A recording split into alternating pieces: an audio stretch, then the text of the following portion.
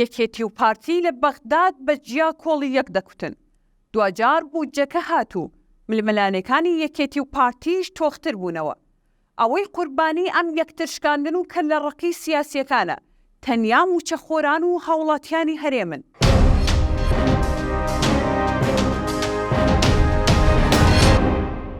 هەفتەیەکی قورس هەستیار و سەخت بوو بۆ قەوارە و سەروەری هەرێمی کوردستان و گیرفانی موچەخۆران بە تایبەت، کا تەواوی قورسایی هەرێم و چارەنووسی ئەو پارە و موچانە بەسرابوونەوە بە کۆبوونەوەی کە 6 کاتژمێری خایاند و تا درەنگانێکی شەو شاندی هەردوو لا بەتوندی پێداگریان لاسەر ماددە و خاڵەکانی بەردەستیان دەکرد.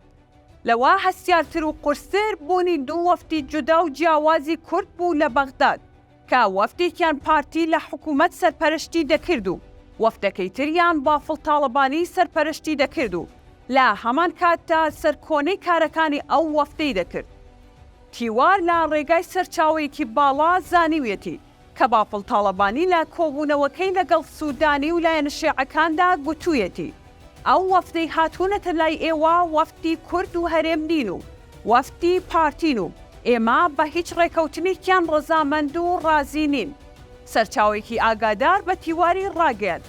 دوای ئەوەی ئەم قسەیەش لە لایەن سوودانی بە بارزانی دەگات، ئۆمێ سەباح سەرۆکی وەفتی هەرێم پەیوەندی بە قوبات تاڵەبانی دەکات و پێی دەڵێت سبەی ئێمە دەچینەوە بەغداد و داواکارم ئێوەش نوێنەرتان بنێرن. بەڵام قوبات تاڵەبانی پێی گوتبوو پێم گوتراوە کەس بۆ ئەو وەفتە دیاری نەکەم و کەس نەنێرم. گرفت و ئاریشە و ناکۆکیەکانی نێوان هەردوو حیزبە دەسەڵاتدارەکان ڕاستەوخۆ کاریگەری قورسی لەسەر چۆنیەتی دانوستان کردووە. هەر بۆیە لایەنە شیعەکانی نێو چوارچێوەی هەماهەنگی و لایەنە نزیکەکانی ئێران ئەوەیان با فرسەت زانیوە و تاتوانیویانە مەرجە قورسەکانیان بەسەر هەرێمدا بسەپێنن. بافڵ تاڵەبانی لە نێو کۆبوونەوەی لەگەڵ یەکێک لە سەرکردە باڵاکانی شیعە گوتوویەتی وامان پێ باشە مامەڵەی ڕاستەوخۆمان لەگەڵ بکەن، کە مەبەستی سلێمانی بووە. گوتوویەتی ئەم پێشنیارە ئێستا بێت یان سبەی هەر دەبێت ئەوە ڕوو بدات. هەرچی پارتی دیموکراتی کوردستانە لا سەردانەکەی بافڵ تاڵەبانی و هاوڕێکانی تووڕە و نیگەرانە و پێی وایە لەم کاتا چوونە بەغداد بۆ دژایەتی و لەمپەڕ دروستکردنی دانوستانەکانی هەرێم و ناوەندە و ئەویش بە هەمان شێوەی کاتی پەسەندکردنی پڕۆژە یاسای بودجە لە پەرلەمانی عێراقدا. بیانووی یەکێتی نیشتیمانیش با قسەی بەشێک لەو مەکتەب سیاسیانەی ڕێگایان پێدەدرێت لا ڕاگەیاندنەکان قسە بکەن فەرامۆشکردنیانە لەلایەن پارتی لە حکوومەتدا.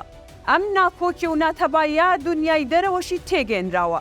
با تایبەت کە لەم دوایانەدا بافڵ تاڵەبانی لە بەردەم دیپلۆماتکارە بەریتانیەکان بە ئاشکرا گوتی ئێمە دوو هەرێمین لە کوردستان و جوداین و سیاسەتیشمان جیایە. جیاوازی و ناکۆکی نێوان دوو پارتە ڕکابەرەکەی کوردستان مەترسی ئەوەی هەیە کە کاریگەری لەسەر یاسای نەوت و غازیش کە بە یاسای چارەنووسسازەکە لە قەڵەم دەدرێت، کە بڕیارە لە ئایندەیەکی نزیکدا لە ئەنجومەنی نوێنەرانی عێراق گفتوگۆی لەسەر بکرێت، کە ئەو یاسایە نەخشەی سیاسی عێراق و هەژمونی هێز دەگۆڕێت. بوونی دوو وەفتی جودا لە یەک کاتە لە بەغداد جگەلەوەی نیگەرانی قوڵی دروست کردووە شتێکی نوێش نییە. با تایبەت کە پارساڵیش لە کاتی ناکۆکیەکان هەمان شت دووبارە بوویەوە و لا ئێستاشتا بۆتە نەرین. هەر سەرۆک حیزبە و سەردانێکی بەغداد دەکات و لا ڕاگەیاندنەکانی بڵاوی دەکاتەوە کە بە هەوڵی ئەو موچە و بودجەی خەڵک دێت.